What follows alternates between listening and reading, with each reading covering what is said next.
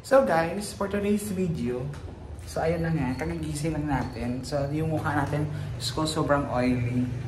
Baba muna tayo guys kasi alam mo itong mga nakaraan, sobrang nalungkot lang ako kasi may nangyari sa akin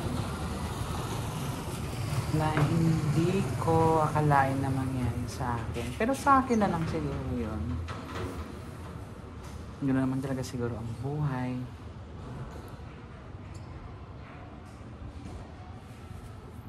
So for today's video guys, wala tayong gawa ngayon. Pahinga tayo muna tayo. Tapos sa linggo, gagawin natin yung Sibal family. Pero pupunta tayo sa bahay ng Sibal kasi may gagawin tayo, girlfriend ni Kuya Edward. So sana magupitan natin yung iba kasi si Daisy, hindi natin siya magagawa kasi maiksi pa yung hair. Kailangan na natin ginawa yun.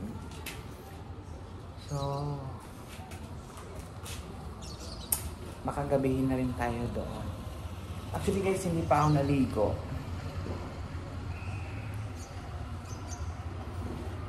Nag-try ako mag-post sa Facebook na nalulungkot ako pero hindi ko kaya. Kasi strong person tayo guys. So, alam niyo yun. Daming nangyari sa akin. So, halos isang linggo akong hindi lumalabas ng condo. Kinancel natin yung mga appointment natin kasi hindi ko kaya gumawa. Basta may nangyari sa akin talaga. Hindi naman sakit. Hindi ko lang kaya gumawa.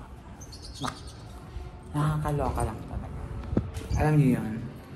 Sobrang nakakaloka lang talaga. So, share ko lang naman. So, maliligo na ako guys kasi kahit sarili ko, naamoy ko na. Diyos ko guys, see you na lang later.